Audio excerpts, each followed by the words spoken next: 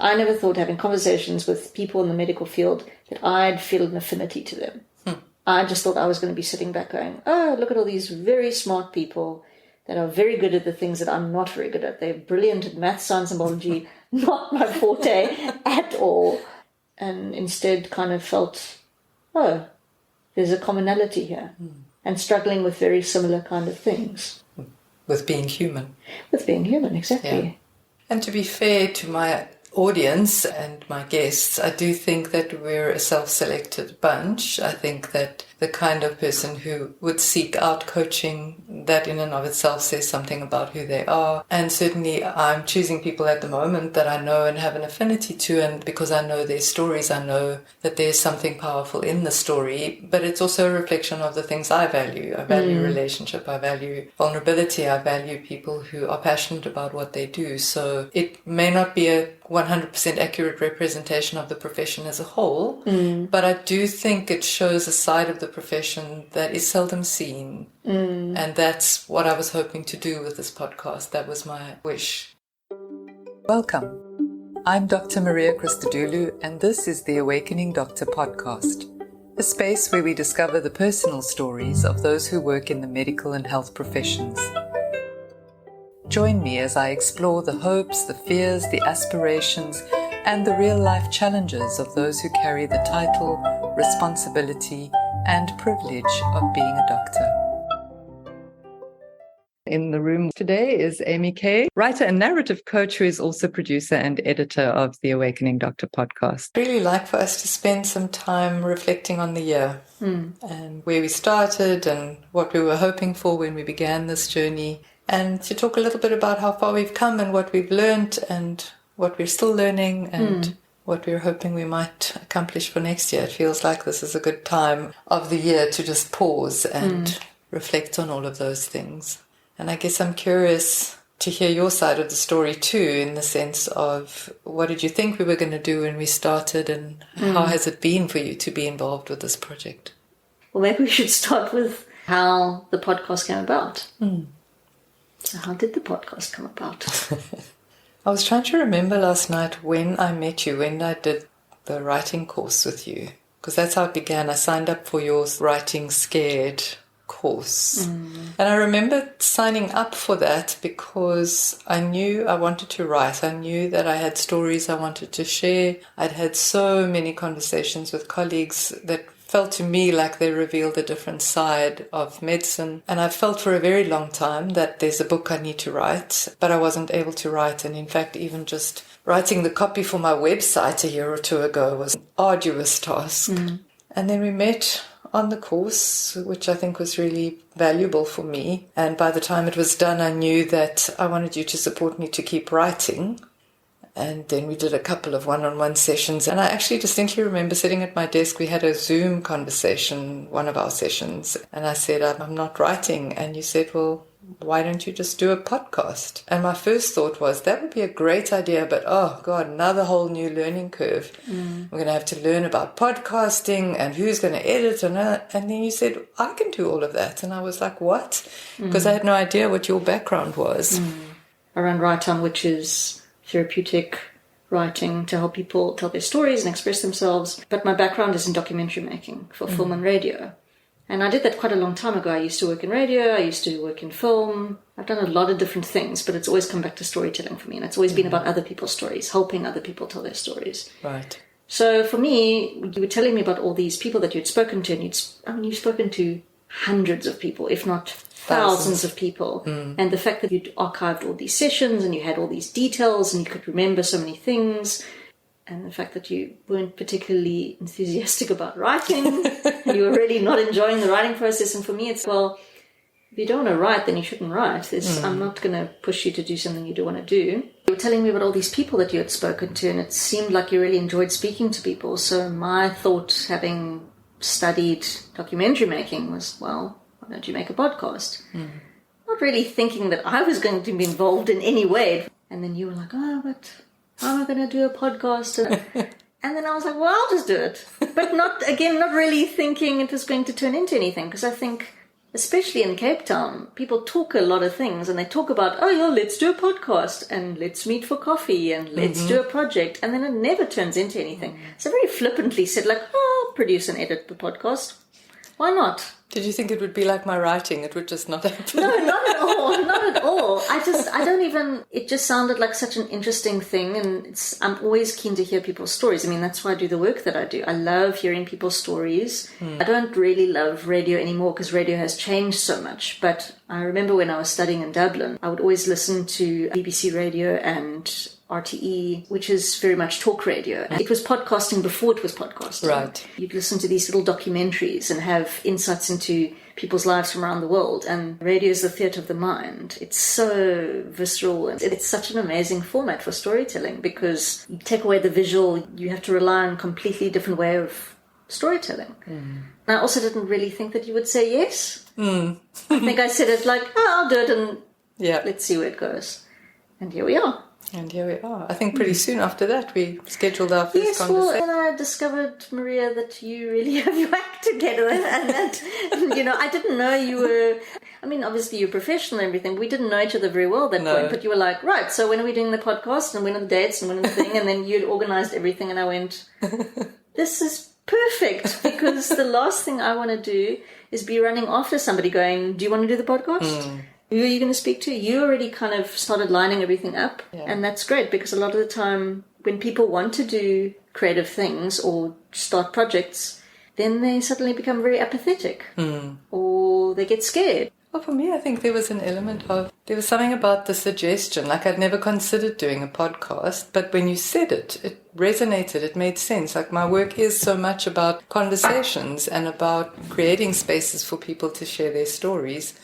And the motivation to write was about, I've been taking those stories in for many, many, many years and holding them confidential. And I wondered how it would feel to create a space for other people to hear some of those stories, because they are such profound stories most of the time. And I think there was something really beautiful in the idea that, one, I know you had created, certainly for me, even in the short time we knew each other, a space where I could get real and vulnerable about my personal story in the writing in a group. And the idea that I could actually hand over some of the technical side of doing this project and really just immerse myself in having conversations with people that I like was quite liberating, actually. I liked that idea. And what I've really enjoyed about how I've gone about this, which is new for me in terms of creativity, is really just letting it unfold.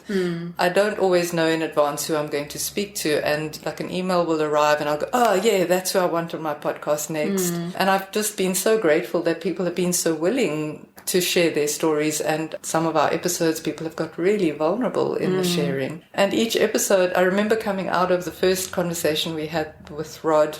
People probably won't know that we recorded the first conversation with Rod before we released that episode, and then we did a couple of others and decided to release the one with Keith first. But I remember coming away from both of those, Rod's in November last year and Keith's in January, and going like, yes, I want to do more of this. I want to do lots of this. I just love that people could tell their stories in that way. It's been quite amazing how it's all unfolded. And the organic nature of it really speaks to me. It's been a lovely creative project. And it speaks to my strengths on many different levels. On the one hand, it's the creating spaces for the conversations, but on the other, it's the structure and setting things up and getting people to come along. And it's also been a reminder of, I have built long-term connections over many years with people who trust and respect me enough to want to be a part of this and give up their time to come and talk to us, and it's been great. And it's also been lovely to have your feedback in the conversations. Most of you don't know, but at the end of every conversation, pretty much until now, Amy has always gone, wow, that was amazing, mind blown. And then sometimes I'm looking at you and thinking, really? But I have conversations like this all the time. And for you? I just love how surprised I am after every conversation. I just love how, I think I mentioned it in Irene's conversation, if I can remember correctly, how I consider myself a cynical realist. And I think it is one of the world that we live in is so curated now. It's curated and highly edited and filtered, and everything you see on social media is not authentic. It's been very planned and thought out. I really don't believe that you can do anything spontaneously when there's a camera there. Right. Knowing that the camera is there, it's all fake.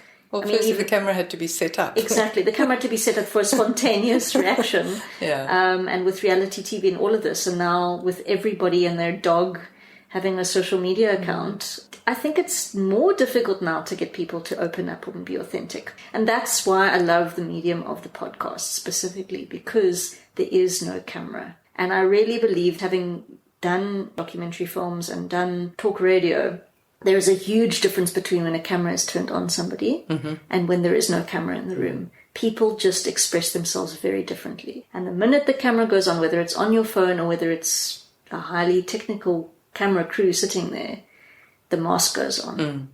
The minute you know you're being watched, people just, those walls go up. When there's nobody watching you other than the other person in the room, people get a lot more real. And you do forget that you're being recorded, which is always a little bit interesting. I love how surprised I am with every conversation. I love how I have absolutely no idea where the conversations are going to go. I pretty much don't know who the guests are. I mean, even if you give me their name, I don't do a Google search. I don't want to know who we're talking to because it's so much more fresh. And I kind of feel like this format specifically, I've always loved that idea of you're sitting next to a stranger and then you tell them all your deep, dark secrets and then you never see them again. Strangers can be more open and honest with each other because you can be real with that person and knowing that the two ships have passed in the night and are never going to pass again. There's you can nothing be free. at stake. There's nothing at stake, exactly.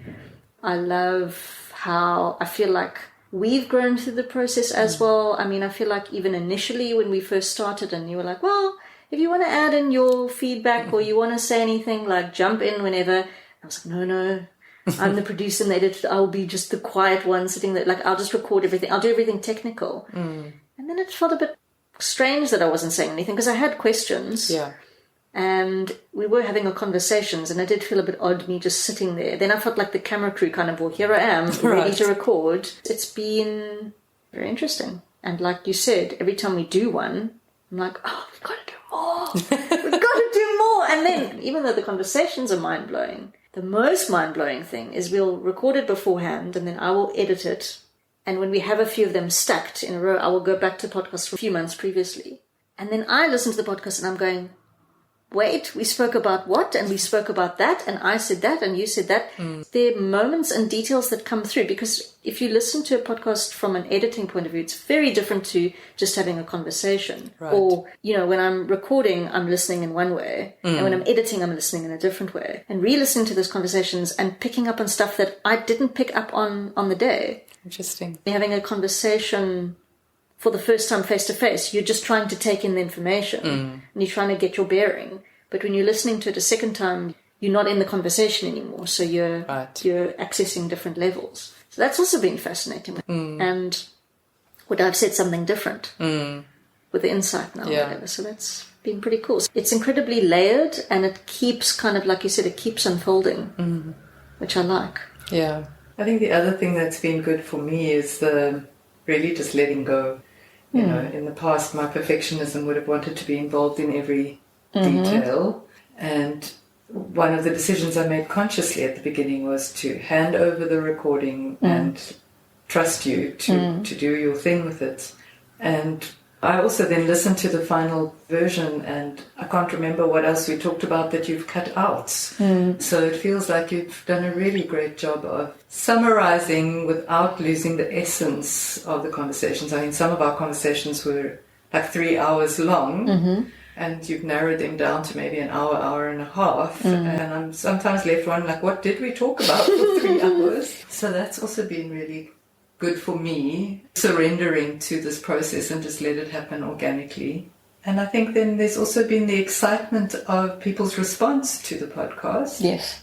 I've had not a lot, but the little bit of direct feedback that I've received has been very positive and very encouraging. And certainly quite a few colleagues coming back to say how necessary this platform is, how needed it is for people to be able to tell these stories in a safe space.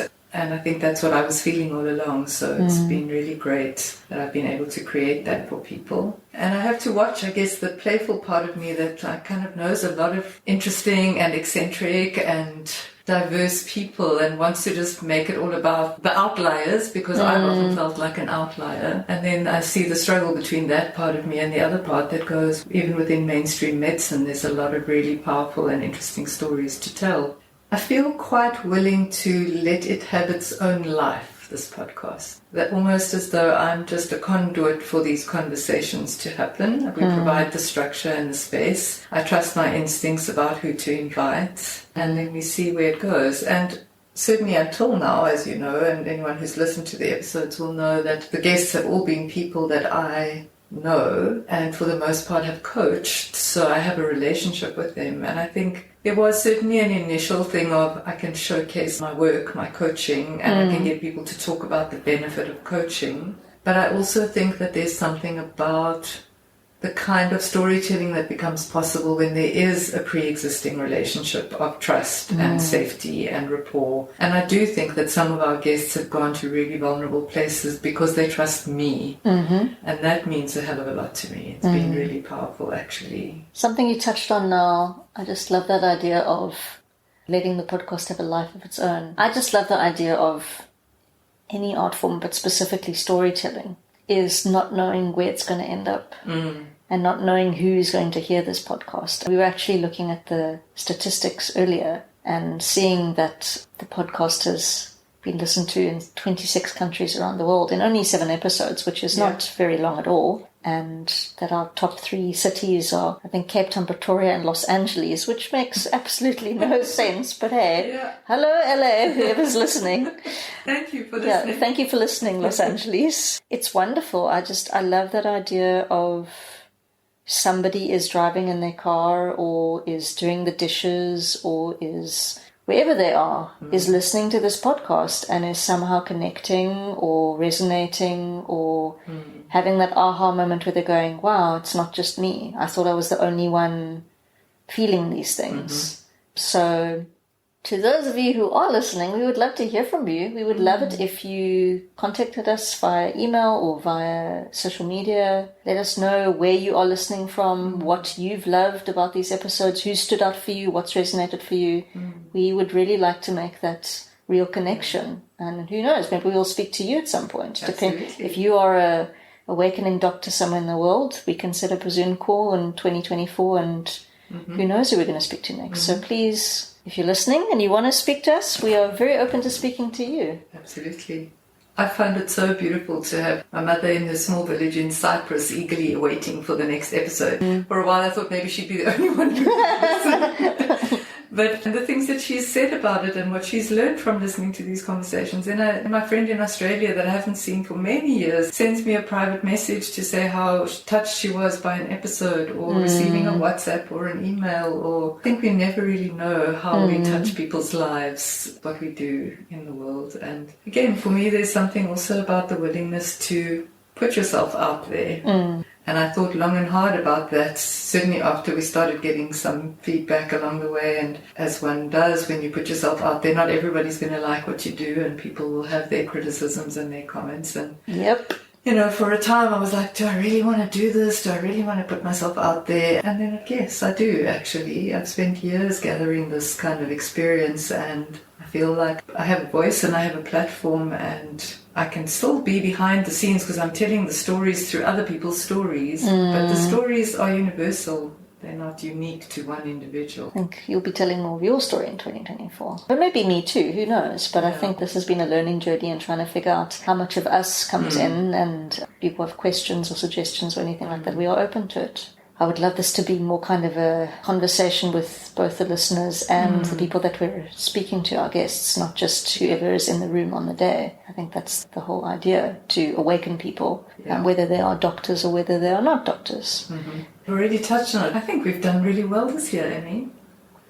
Not too shabby, considering it was a flippant suggestion on my part. Yeah, I just can't believe that it's just over a year now. So we recorded the first episode in November of 2022. Now it's December 2023, and it feels like that was 2-3 years ago. It is very, I mean, it has been a very strange year, and I think I say that every year since the pandemic now, but it feels like we've covered so much. And also I think because even though we haven't had hundreds of conversations, we've dived so deep so quickly with people. Yeah. And like you said, you have that ability because you know these people and they trust you. If they didn't trust you, they wouldn't go there. Exactly. It's not like anybody is prepped beforehand and these are the questions we're going to ask you and this is where we're going to go. And even though it is edited, what comes up is what you get. And it's been amazing. I mean, I'm effectively the stranger in the room. And here I am sitting and now tell me your trauma, tell me your deepest, darkest secret. Like I said, I've been completely surprised and it's been wonderful to again have those authentic, vulnerable moments because it's not an everyday thing. So when you think back to our conversations, we met with Rod, we met with Keith, we met with Liana, Lisa, Irene, Patrick, and Sharon. What surprises you or what stood out for you about all those conversations? I'm a little bit embarrassed to say that I had prejudice about doctors. I think I had an idea in my head of who a doctor was, what kind of personality, people who study medicine. I don't think people appreciate doctors for how hard that job is, let alone the training. It's not like you do the training and then that's it. It's relentless. The fact that you survive the training and then have to go on and try and help people on a daily basis, it really is a calling, I think, more than anything. I think you really have to have a feeling for people, have a feeling to heal people. I've definitely encountered people in the medical world who should not be in the medical world and do not have a calling and do not even like people, let alone should not be trying to help people, heal people, and are doing it from an egotistical place or because they got the right marks or because everybody expected them to, and are not doing it because they have a feeling for it. This is what we do, or this is who my family is. I think with medical school especially, you don't have time to do an introspection.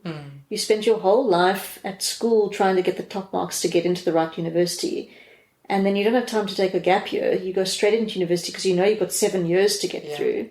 And then you're barely an adult. When do you have time to stop and go, who am I? What do I want? What do I feel? What do I need? And yet people's lives are on your hands. And I've had a few friends also who were in the medical field. When I would ask them, so what are you doing? Or what's it like? And it was always quite negative. And what would happen is they'd go, well, I'm here now, so I might as well just keep specializing and studying. They didn't actually want to be a doctor, but I've spent all this money and time, so what else am I supposed to do?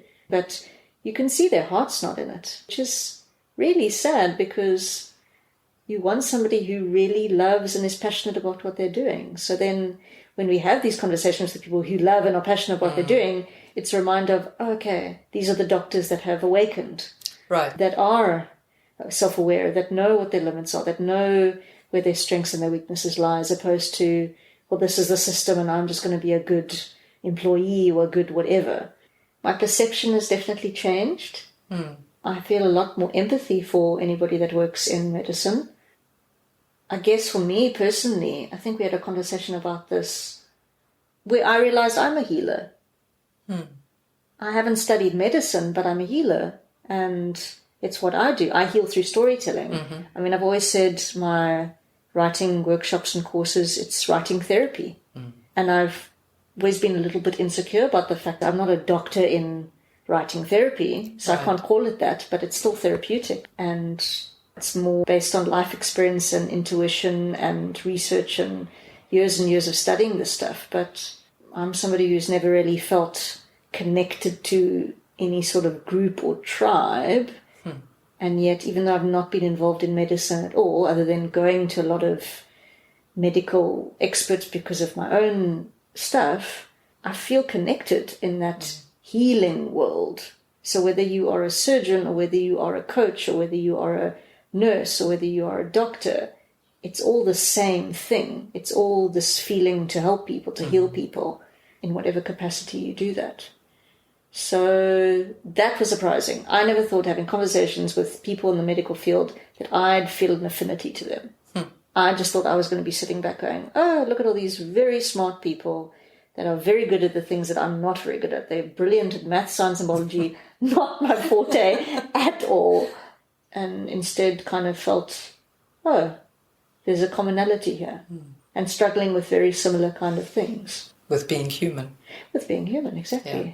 And to be fair to my audience and my guests, I do think that we're a self-selected bunch. I think that the kind of person who would seek out coaching, that in and of itself says something about who they are. And certainly I'm choosing people at the moment that I know and have an affinity to, and because I know their stories, I know that there's something powerful in the story, but it's also a reflection of the things I value. I value relationship, I value vulnerability, I value people who are passionate about what they do. So it may not be a 100% accurate representation of the profession as a whole, but I do think it shows a side of the profession that is seldom seen, and that's what I was hoping to do with this podcast. That was my wish, because as a doctor myself, I've often struggled with the idea people have about who I am, or the minute they find out that I'm a doctor, their relationship to me changes. And it started early in medical school. I think in my very first year at university, we'd go out to socials in Stellenbosch and they'd ask me what I was studying, and I'd say medicine. My friends and I learned very quickly to lie and to say something else, because immediate would be like, oh yes, een van die slim meisies. Later I'd facilitate workshops and things, and at mealtimes everybody would watch to see if I'm the integrative medicine expert. Am I eating junk, or am I eating chocolate? Or if I say I'm struggling, or I have depression, or I'm burnt out, there's confusion and like how. So I often felt that I had to hide in order to maintain other people's facade of who I was supposed to be. So getting to a place where I can actually just talk quite openly about who I am and what I believe and what I've been through feels like quite an important milestone. In a way, maybe the podcast represents I can do it through other people's stories, and every now and again throw in my little bit, which appeals to the introvert in me. But I have also been surprised by how willing my colleagues and friends and guests have been to share their stories. And how I think initially I thought, okay, so I know these people, I'm going to just go in there, we're going to talk about what they've shared with me, and we're going to tell their story, and how moved I've been in each encounter. And I've learned something new about each guest in every conversation. And also kind of the vulnerability of putting oneself out there in this sort of forum, and the naive sort of excitement. Some of the feedback we've got, which all feels constructive but has been hard to take in at times. Things like when we had the conversation with Rod, we were speaking about traditional healers, and in my mind I had selected Rod because he kind of represented a bridge between Western medicine and traditional African medicine, and aspect of medicine that is marginalized by the mainstream. And then the feedback we received that actually we didn't talk about the colonizing of traditional African medicine. And here was a white man, Sangoma, whose training was somewhat unconventional, talking about what it was like. And then the race stuff came in a different way. So I think I was a little naive in how the intersectionality of race, gender, diversity, all of these other things would come into the conversation. I thought, well, we could just tell doctors' stories. But you can never tell a story without telling a whole lot of different stories. So there were times when it was like, oh gosh, so how do we keep everybody happy? You don't. Well, that's been the learning. Times I'd get feedback that, oh, we want to hear more of your story, tell us more of your story. And then the feedback that said, well, we felt like your story intervened too much in the guest story, and you kept telling your things, and maybe you should have given the guest more space. And whew. And it was really helpful when you said, remember Brene Brown's thing about if you're not in the arena, keep quiet. Well, I think it's also, everybody has an opinion, and it's very easy to say how what I had edited. Well, it's like, well, you're welcome to start your own podcast. Go for it. If you want to talk about that particular subject, about with those particular kinds of people, go for it. This is what we're trying to do. And I think podcasting is an art form. It is storytelling. And I think great art is supposed to get a reaction. It's not going to all be positive. And I think once people start reacting, however they're reacting, the reaction is a good thing. It means that people are feeling things. Yeah. And when people are feeling things, it means that something is being, for lack of a better word, triggered. And it's making them think and feel very deeply, which I think is a positive thing. Uncomfortable and might bruise the ego a little bit. Right. And both of us are healers, so we want everybody to be happy, and we don't want to offend anybody, and we don't want anybody to feel like, oh, we said the wrong thing and did the wrong thing. But I think also when it comes to people telling their stories, which is what all the guests have been doing, the truth is their truth. Yeah. So for people to come and then say, oh, well, you should have done this or you should have said that, well, it's not your story to tell. Yeah. It's their story. And I think owning your story is an incredibly brave thing to do. So to come, tell your story openly and honestly in this format, knowing that people are going to potentially go, how dare you, or how could you say that, or you're so embarrassing. I'm sure there are those conversations going on as well that we have no idea about, where they're getting feedback from friends and family. Everybody's got an opinion. Again, with the Brene Brown thing, if it's so easy, go do it. Come. Initially, my ego was a little shaken, and then there was a moment of, well, hang on, this is exactly what you wanted the podcast to achieve, in the sense of my own humanity. I'm not perfect. I do my best to be a conscious person, and certainly not going to please everybody. Again, coming to a place of, well, that's also okay. If people think I'm not perfect or that I'm messed up, that's the whole point of the podcast. I too mess up. And I've fought a long time within myself to be okay with the fact that I'm not perfect and that I mess up. And so to continue with the podcast actually feels quite important, and to be imperfectly imperfect in the doing of it. Because I also don't want the conversations to be scripted, and I don't want to give guests the questions up front.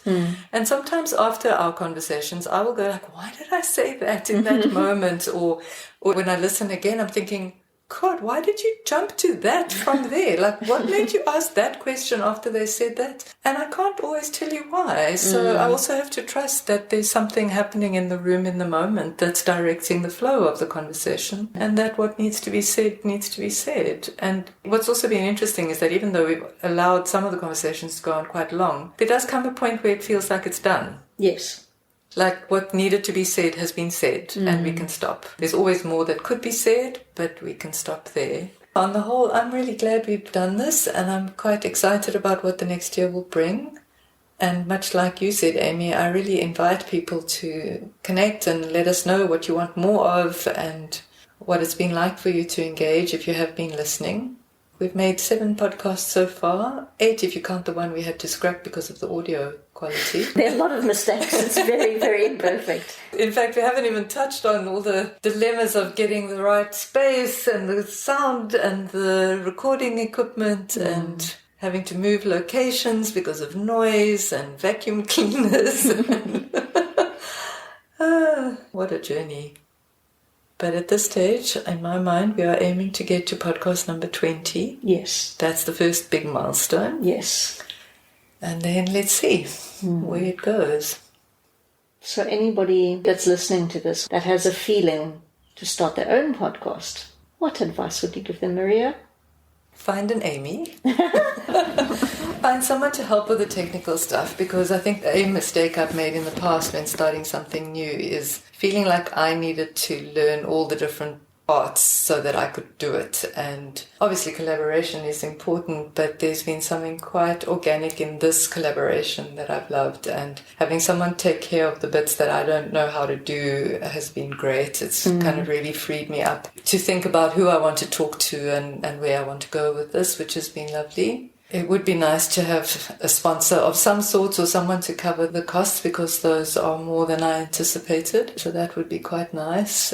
But for the most part, just do it. Schedule the first conversation. Use your phone to record it. See where it goes. Put it out there. Take the risk. I'm not sorry that we've done that. It feels like a lot of things have fallen into place for me, and it has also helped me grow my coaching business, because people who have heard about the podcast or have heard who some of my guests on the podcast were have been more inclined to reach out. And also I think it's given people who didn't know me at all an opportunity to engage with me indirectly and get a sense of how I am and who I am, so that makes them feel safer about reaching out. So in that sense it's been really great. And each and every one of our guests has in some way or another come back to say that in some way they were changed by the conversation. Sure.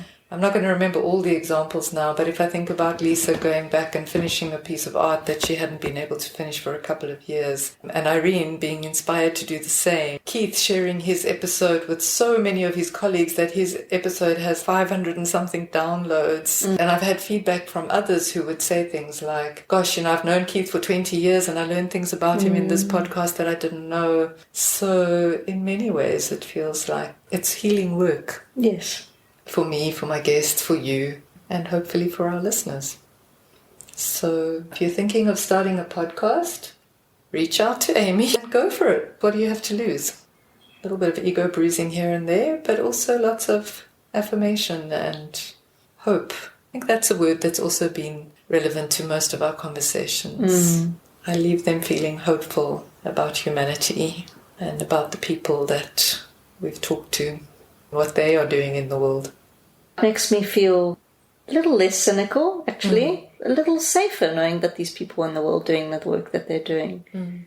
Knowing that if you had a problem with this illness or whatever it is, that's somebody you could call. Or they would suggest somebody that you could call if they can't help you directly. Just knowing that there are people that care this deeply working in these fields.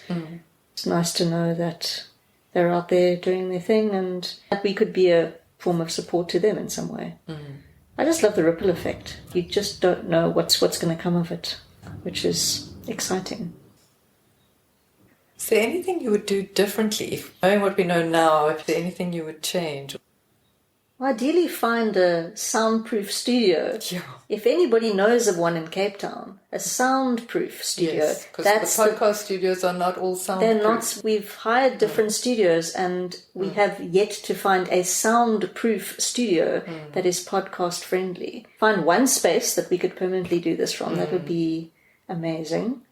Other than that, I'm kind of happy with everything so far. I'm proud of the work that we've done. I don't think that I would have edited in a completely different way, or I think as long as we're still having our minds blown at the end of every conversation, that's a good sign. I think if it gets to a point where I'm left going, oh, got to do another podcast this month, the time is done. But I'm actually really happy with the way it's gone because it is real and because it is authentic and because it is whatever happens in the moment happens. Because none of it's scripted. You can't redo it. It's art. It's what happened on the night. It's a performance in a way. You get what you get. I mean, this is the documentary maker in me, but I like the fact that we have recorded moments in time that will never be able to be recaptured in the exact same way. I mean, even we have had an episode where, because of sound issues, we've had to scrap it and we're going to be redoing the episode next month, actually. It's going to be very interesting doing the conversation a second time around because how we're going to keep it fresh. Because I know what I've said previously. Yes. I feel it's very inauthentic to act surprised when now I know the story. No, please don't. I want us to have the conversation as though it's a new conversation, which it will be a new conversation. Absolutely. That's why I think I don't ever want to know anything about the guests, because I want to be as surprised as I genuinely am when I find things out about these people, not knowing really much at all. So if I had to do it all over again, I don't think I'd do much differently other than make sure that the place that we're in doesn't have a lawnmower outside or motorbikes driving by or whatever it is that Cape Town has to offer. The list goes on, the amount of stuff that is actually going on in the world. And it's not even like we're on the street. You're in a soundproof studio and you still have somebody loudly talking about what they did on the weekend outside. No do-overs for me. What about you?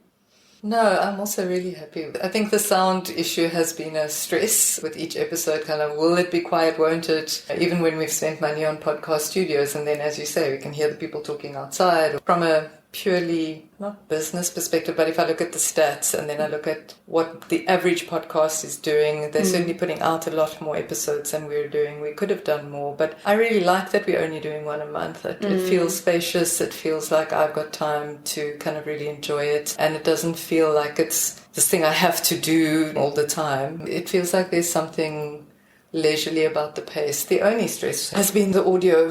Can we get the audio quality right? And somebody said to me recently, well, just buy the right equipment. And it's not even about the right equipment, it's about the space. What we haven't tried yet is sort of music recording studios, so that might be something to look at. I would do it again. I would maybe be less concerned about what people think But I don't think that's possible. It's new, and it's like putting your new creation out into the world and hoping everyone's going to think your baby's beautiful. But it feels like it's a platform that can grow and that we can grow, keep growing in it, and that's something that's important to me. And whilst people are still willing to talk to us, I'm excited to keep going. Me too. Thank you, Amy. It's been quite a year. So if we stay with the podcast, a question I always ask my clients at this time of year is like, if you look back on this year, what has the theme of 2023 been for you? And if we sort of narrow it to what is the theme of working on this podcast been for you, what would you say? Surprising connections.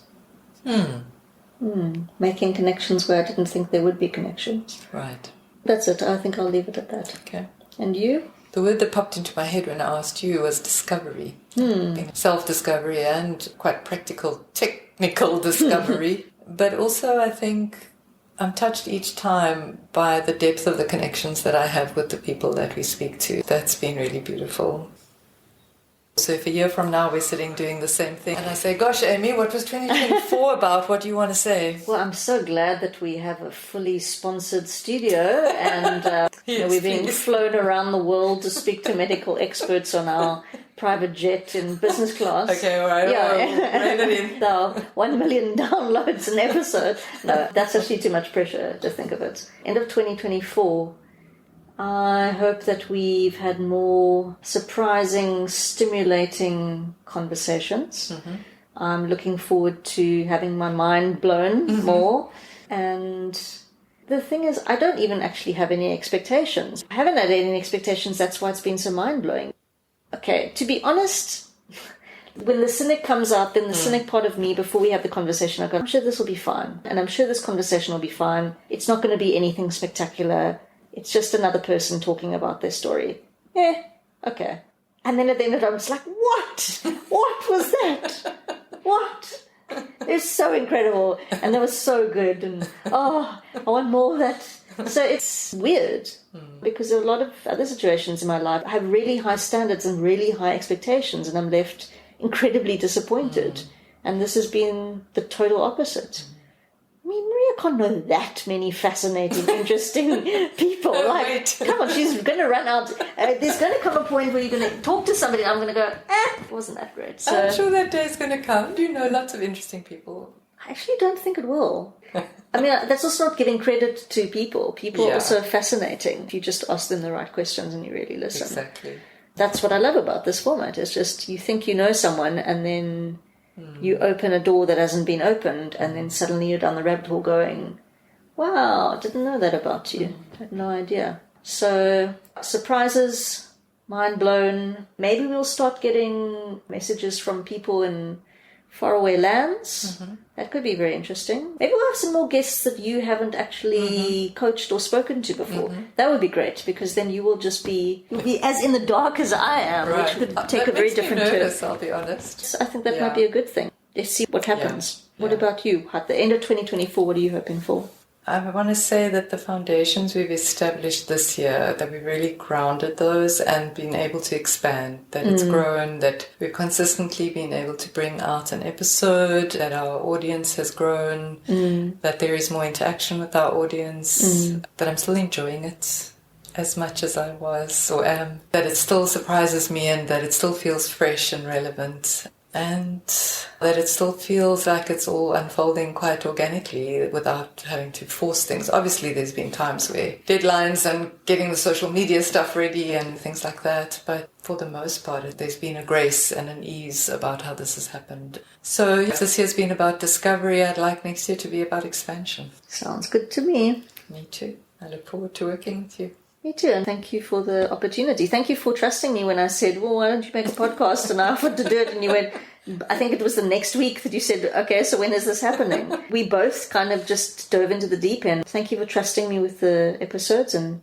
trusting that I could edit them and produce them and record them, and that you've been happy with what I've done. And thank you for opening up this world that I had no access to before. It's been so cool. It's not anything I know anything about. And it's so fascinating. And I love being a little fly on the wall. I suppose like some of the listeners too, where that's the beauty of podcasting is you get access to people and stories you wouldn't normally have access to. So to 2023. And thank you to all of our guests that we've spoken to. We really appreciate you all being so giving of your time and giving of your stories and your hearts and your minds. And I think the ripple effects go a lot further than you will ever know. And thank you to all the listeners. Absolutely. Thank you to everybody in all the 26 countries. It's wild that we have listeners all over the world. Even if you've just listened to one episode, I hope you got something out of it. And thank you for connecting with us. You reminded me when you said we both dived in.